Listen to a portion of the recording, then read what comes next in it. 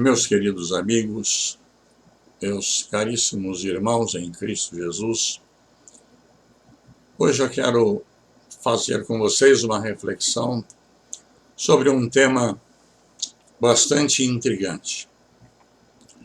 O galo canta. E eu peço a vocês que não deixem de assistir e ouvir esse vídeo até o fim. Possivelmente será a sua última oportunidade de decidir de que lado você está. Há algum tempo atrás, transmiti a vocês uma mensagem em que disse que Deus está tendo uma dura conversa com o mundo.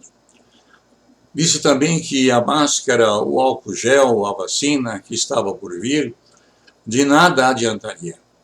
A pandemia continuará até que Deus determine e termine a sua conversa com a humanidade. Creio que eu estou certo na afirmação de que a máscara, o álcool gel e a vacina não acabará com o coronavírus. Muitas pessoas de nosso relacionamento, irmãos, amigos, já partiram em face do coronavírus. Hoje, temos notícia de que pessoas que tomaram 2 doses da vacina contraíram novamente o vírus e morreram.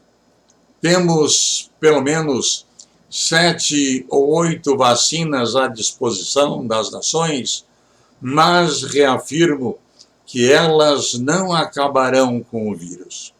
A ciência é unânime ao afirmar que a vacina só produzirá efeito após 5 anos de experimento. E até agora, o que nós estamos fazendo são apenas experimentos. O próprio Comitê de Combate ao Coronavírus do Estado de São Paulo já admitiu a hipótese de que no Natal deste ano nós ainda estaremos usando máscaras. De sorte que os futuros candidatos a presidente da República, governadores, deputados federais ou deputados estaduais devem pensar muito bem no discurso que estarão apresentando. Eles terão que apresentar um discurso que convença a população de como eles estarão agindo em meio à pandemia, que, pela perspectiva da ciência, deverá durar pelo menos até o ano de 2005. Ou melhor, 2025.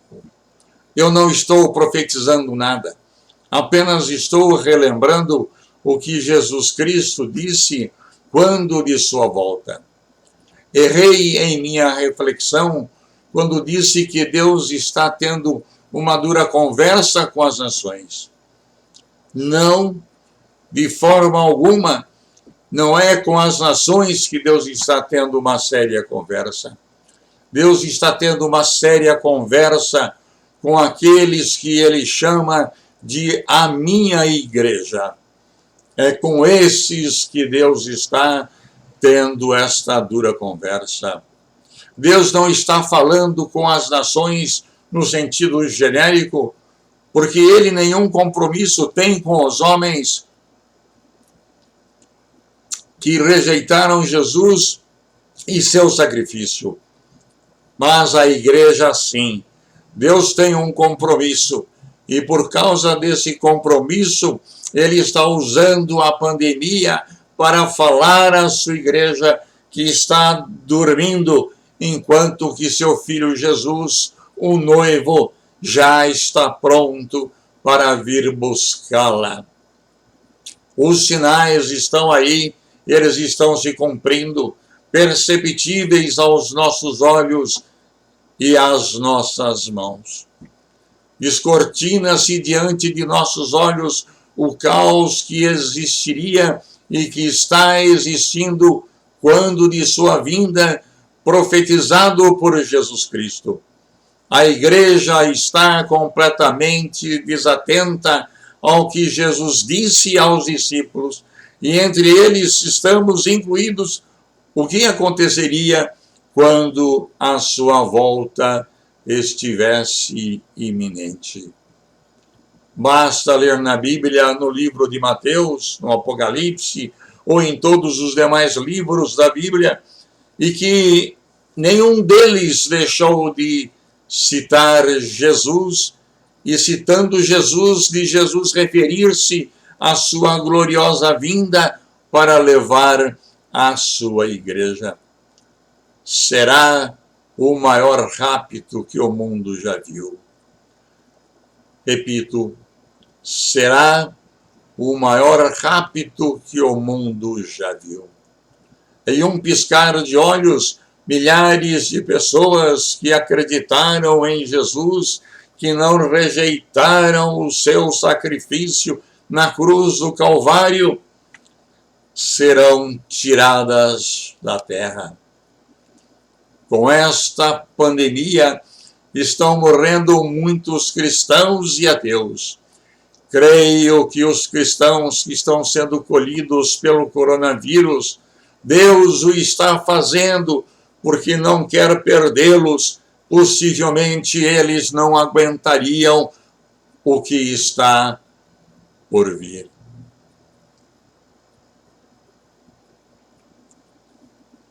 E você, que acredita que essa pandemia vai passar logo, se engana totalmente. Ela somente cessará quando Deus terminar o seu diálogo com a igreja. Elegemos muitos cristãos para serem nossos representantes na Câmara de Vereadores, na Câmara dos Deputados estaduais, federais e senadores. E eu pergunto, onde estão eles agora? Diante de um decreto manifestamente comunista que determina o templo pode ficar com as suas portas abertas, mas a igreja não pode se reunir. Correram para debaixo da cama, se esconderam, alegando que não podemos ser truculentos? Estão errados. Não foi assim, de forma nenhuma. Não foi assim com a igreja primitiva. Sobre esse assunto, eu falarei com vocês no próximo vídeo que eu pretendo fazer no próximo domingo. Hoje, nós estamos no dia 28 de março de 2021. E eu quero falar com vocês o seguinte: o galo canta. Este título, ele faz parte de um capítulo do livro que eu escrevi em 2015, chamado A Máscara Cai. E daí? Quem quiser ler esse livro na íntegra, poderá procurá-lo aí no Google e vocês encontrarão aí o e-book de graça, poderão abrir e poderão lê-lo totalmente. E vocês verão o que é que nós temos ali e que nós sentimos que foi da parte de Deus. Na peregrinação por esta terra, o maior homem que a história já conheceu, pois ele era homem, Deus ao mesmo tempo. Homem 100%, homem Jesus. E 100% Deus. Tinha ele vários seguidores que arrebanhara para junto de si. Uns simples pescadores, outros um pouco mais abastados, uns cultos, outros menos letrados ou completamente iletrados, homens das mais variadas raças e nações, judeus ou gentios, foram por ele atraídos. É bem verdade que muitos o acompanharam não pela sua simpatia ou pelas suas palavras, mas pelo pão que lhes era dado. Outros ainda em busca de um milagre, de uma cura ou de uma ressurreição de algum querido que houvera falecido. A todos, Jesus dispensava especial atenção, sem discriminação alguma, a ponto de ser criticado pelos rabinos e sacerdotes da época, que o recriminavam dizendo: este come até com pecadores. A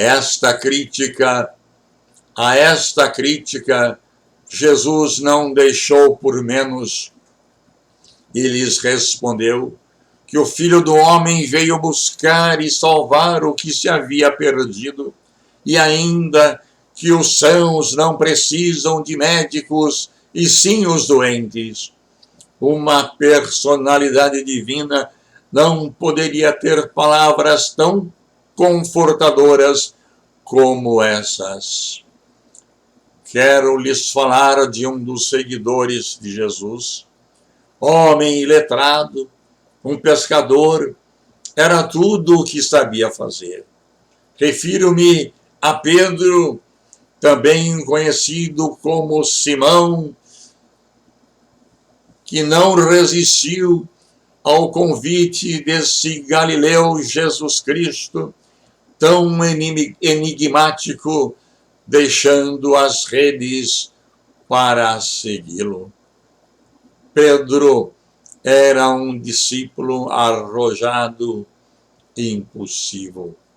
À primeira vista, quando o vemos acompanhando o mestre dos mestres, temos a impressão de que ele realmente era convertido e que as palavras ditas por Jesus teria penetrado em seu coração e em sua alma. Quando, certa feita, Jesus teve a curiosidade de perguntar o que os homens achavam dele, a resposta pronta e imediata veio de Pedro. Os homens dizem achar que o Senhor é um dos profetas. Outros ainda acham que o Senhor é Elias. E outros ainda acham que o Senhor é Moisés. Mas eu acredito que tu és o Filho de Deus vivo. Jesus o elogiou e acrescentou: não foi carne ou sangue quem te revelou quem eu sou, mas meu Pai que está no céu. Jesus tinha pelos 12 discípulos uma afeição igual. Com Pedro, Tiago e João, porém, tinha ele uma intimidade maior. Na noite que antecedeu a crucificação, Jesus convidou os seus discípulos que fossem orar com ele. E quando chegaram no Getsemane, e entre os discípulos convidou a Pedro, Tiago e João que o acompanhasse um pouco mais à frente e pediu àqueles 9 que ficaram, ou melhor, aqueles 8 que ficaram, porque Judas já não estava mais entre eles, e pediu-lhes que orassem por ele.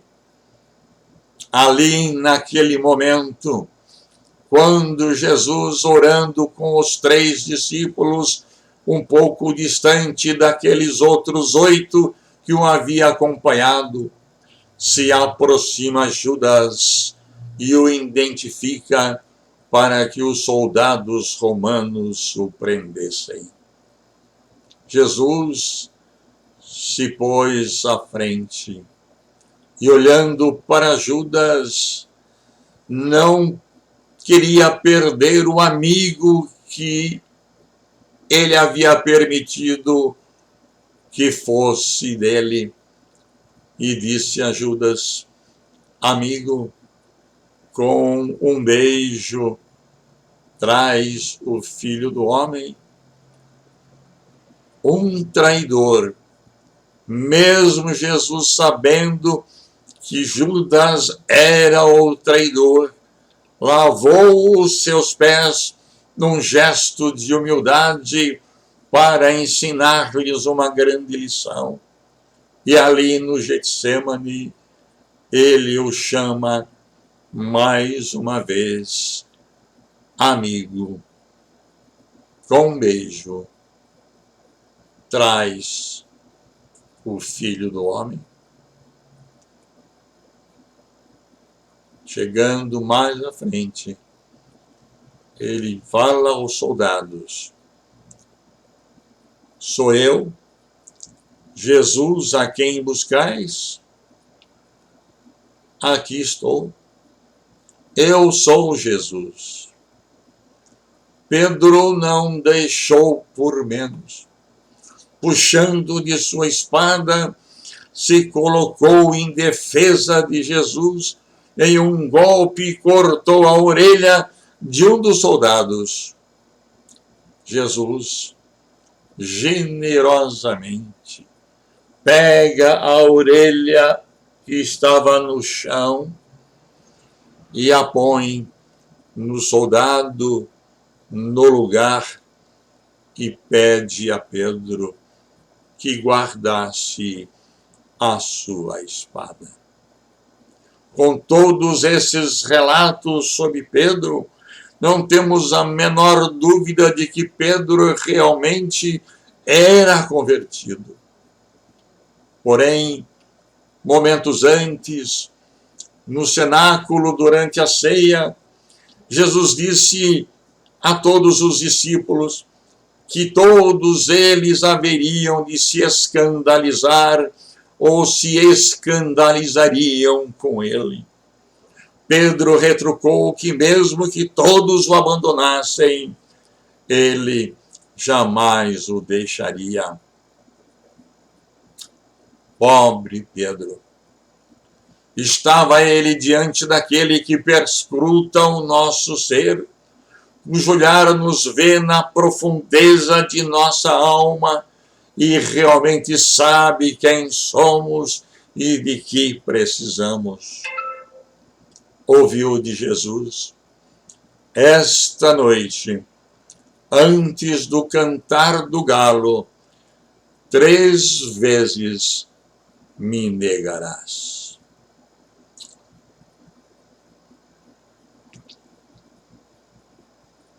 Pedro ficou muito triste por entender que Jesus dele estava duvidando. Mas Jesus lhe disse: Pedro, eu roguei por ti, para que a tua fé não desfaleça. E tu, quando te converteres, confirma teus irmãos. O que ocorreu? Vamos ver. Jesus foi preso após o beijo de Judas, e aquela noite tornou-se a noite mais escura e longa da história da humanidade. Foi Jesus levado para a casa do sumo sacerdote Caifás, e Pedro o seguiu de longe até o pátio, e entrando, assentou-se entre os criados para ver o que aconteceria. Em dado instante, aproximou-se dele uma criada e disse: tu também estavas com Jesus, o Galileu. Pedro negou diante de todos, enfaticamente, dizendo: não sei o que dizes. Não sei o que dizes. Pedro saiu dali de onde estava e foi para o vestíbulo, e lá estando, outra criada ouviu e disse aos que ali estavam: este também estava com Jesus, o Nazareno. E ele negou pela segunda vez, com juramento, dizendo: não conheço tal homem. Contudo, não parou aí. Aproximando-se outras pessoas que ali estavam, disseram a Pedro: verdadeiramente também tu és um deles, pois a tua fala te denuncia. Você fala como um deles. Você é realmente um seguidor de Jesus. Pedro praguejou e jurou, afirmando o que antes já dissera: não conheço esse homem. Diante de simples serviçais, faltou-lhe a coragem necessária para confessar ser um seguidor de Jesus. Foi tomado e dominado pelo medo, sentimento que não fazia parte de seu caráter, pois somente os covardes o possuem, e Pedro não fazia parte desse grupo de homens, os covardes. O galo cantou. O galo cantou. A máscara cai. Os olhos de Pedro encontraram-se com os olhos de Jesus. E lembrou-se Pedro das palavras de Jesus que lhe dissera: antes que o galo cante, Pedro, 3 vezes me negarás. Saindo dali, chorou amargamente. Pedro, embora tenha acompanhado Jesus por 3 anos, sendo eleito um de seus discípulos prediletos, mesmo tendo vivido momentos importantes com o Mestre, pois foi com ele que subiu ao Monte da Transfiguração, foi com ele que presenciou dezenas ou quem sabe centenas de milagres, foi com ele orar momentos antes daquela hora amarga em sua vida. No entanto, Jesus diz, e Pedro não estava convertido. Quando o galo canta, cai a máscara que Pedro ostentava, desnudando completamente o seu coração, pondo à mostra toda a sua miséria, sua pequenez, seus medos e seus temores.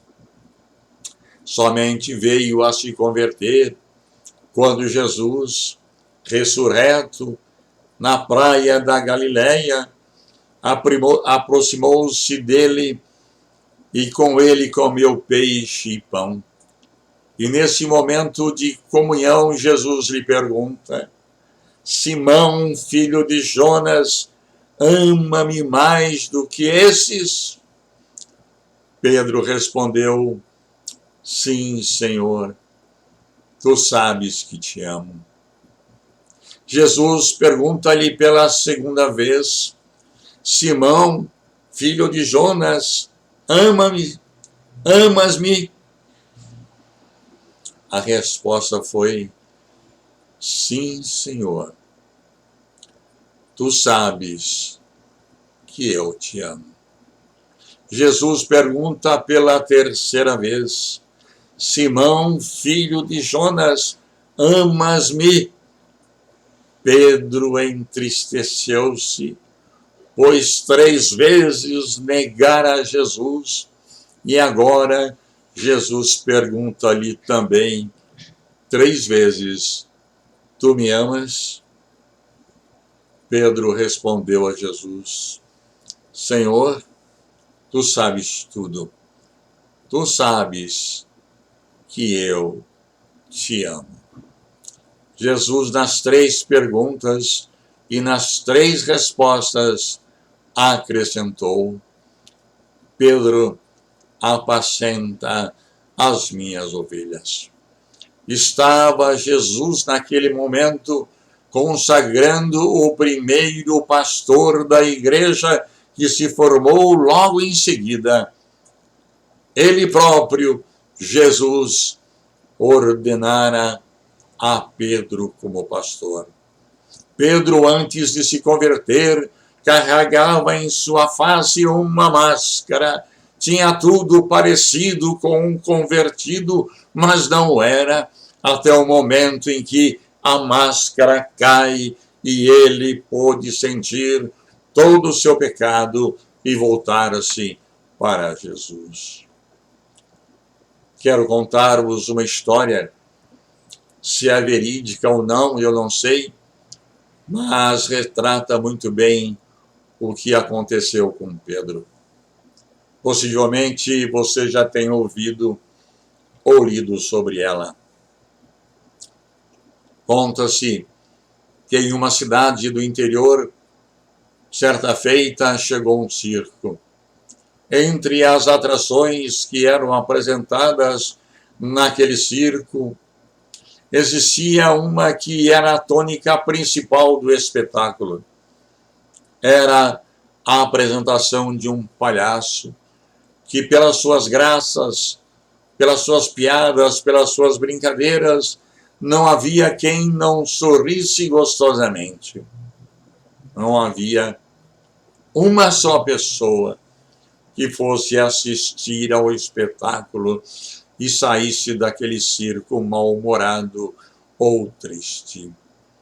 O palhaço a todos encantava. Na mesma cidade, em um consultório de um psiquiatra, entrou, certa tarde, uma pessoa muito triste, desalentada, deprimida ao extremo. Chegando sua vez de ser atendida, abriu o seu coração para o médico, chegando mesmo a dizer que, de tão angustiado que estava, desejava, e não só desejava, como tinha em mente a vontade de pôr fim à sua vida. A complexidade e a gravidade do mal que aquele homem carregava estava a exigir do médico uma orientação acima de seus conhecimentos acadêmicos. Uma falha na orientação, e aquele paciente poria fim aos seus dias. Depois de muito pensar, o médico animou-se e disse àquele pobre homem: creio que há uma solução para o seu problema.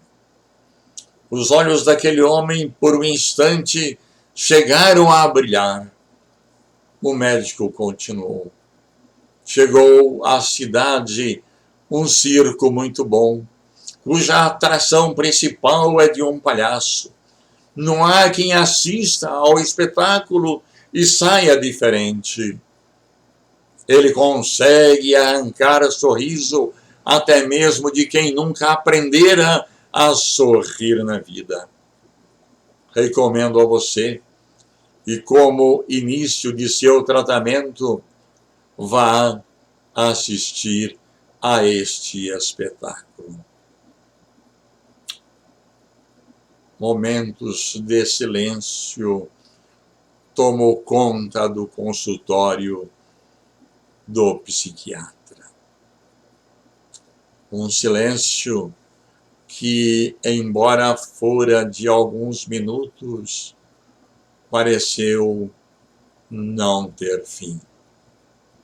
Lágrimas brotaram pelos olhos daquele homem, angustiado e aflito. Quebrando o silêncio, o paciente ousou levantar os olhos para o seu médico e, para espanto deste, balbuciou: aquele palhaço Sou eu, doutor. Aquele palhaço sou eu. Aquele homem, quando mascarado, sorria e tirava da plateia sorrisos até de quem não mais sabia sorrir. Mas a máscara cai. Mostra ele a sua verdadeira face, deixando extravasar toda a sua dor, toda a sua angústia, toda a sua miséria. Parecia ser o homem mais feliz do universo. No entanto, a máscara escondia atrás de si um homem triste e acabado. Somos tentados a pensar que essa história é apenas mais uma de tantas outras que se conta e que é irreal. Mas não é assim que eu penso. Embora, meu caro leitor, tenha o direito de pensar diferente. E eu falo leitor porque está no livro, mas eu diria, meu caro ouvinte, meu caro irmão, meu caro amigo. Não é assim que eu penso. Embora você tenha direito de pensar diferente. Muitas vezes em nossa caminhada com Cristo, nos convencemos a Ele. E eu friso aqui, nós nos convencemos a Ele. E como tal, podemos até praticar alguns de seus ensinamentos. Porém, se tirarmos a máscara, chegaremos à triste conclusão que somos convencidos e não convertidos. Pedro era um de nós. Achava que estava seguro em suas convicções em relação a Jesus. Por certa feita, chegou a antecipar-se aos demais e declarou: Tu és o Cristo, Filho do Deus vivo. Na realidade, quando confrontado com a realidade, não suportou a pressão e negou Jesus. Mais tarde, reconhecendo o erro cometido, arrependeu-se e converteu-se verdadeiramente, de fato, ao Senhor Jesus, sendo o primeiro discípulo a quem Jesus confiou a missão de apacenta minhas ovelhas. Foi o primeiro pastor ordenado por Jesus. E eu e você, como estamos com nossa vida? Igual a do palhaço? Estamos semelhantes a Pedro antes de converter-se? É o momento de refletirmos. Somos convencidos ou convertidos a Jesus? Muitas vezes dizemos que amamos a Jesus e o seguimos. No entanto, em um dado momento de nossa vida, quando alguém nos confronta, podemos ser até mesmo por uma criada, tememos e juntamos a multidão que estão vociferando: crucifica-o, crucifica-o.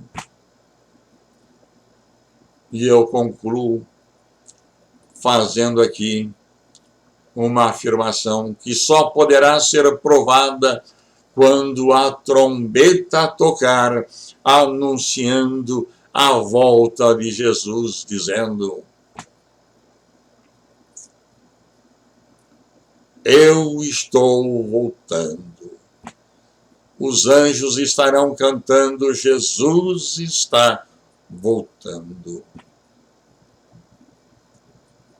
E eu fico pensando, a bancada cristã de todos os poderes da República, e quando falo bancada cristã, eu estou me referindo aos políticos que foram eleitos pelos cristãos e que disseram serem cristãos e que estariam lá para testemunhar sobre Jesus Cristo nas suas vidas.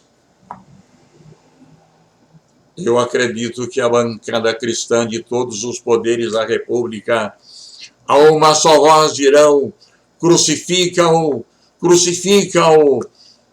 Deus me perdoe se eu estiver errado. Nossos vereadores, nossos deputados estaduais, federais, senadores, o que estão fazendo? Escondidos, com medo de serem caçados, não confrontam com esses decretos comunistas que estão feitos mensalmente ou quase que semanalmente, se não diariamente. E quando se fala com eles, eles dizem: tem que ser devagar, não podemos ser truculentos. E assim falam por puro medo, por traição ao Senhor Jesus. Medo de perderem a sua vaga pela pressão que irão sofrer. E eu pergunto, terminando, de que lado você está? Eu já pensei sobre isto. E você? Você está do lado de Jesus, convertido de que Ele realmente é o Cristo, Filho do Deus vivo? Se assim for, pode estar certo que mesmo que você venha a partir nessa pandemia, você será o primeiro a ser arrebatado, porque a Bíblia nos diz que os mortos em Cristo ressuscitarão primeiro e serão levados para a altura. E depois nós, que estamos vivos, subiremos também. Pensem nisso. Pensem nisso. E eu termino dizendo: o Senhor te abençoe e te guarde. O Senhor faça resplandecer o seu rosto sobre ti e tenha misericórdia de ti. O Senhor sobre ti levante o seu rosto e te dê a paz. Deus te abençoe. E até uma próxima vez, querendo Deus.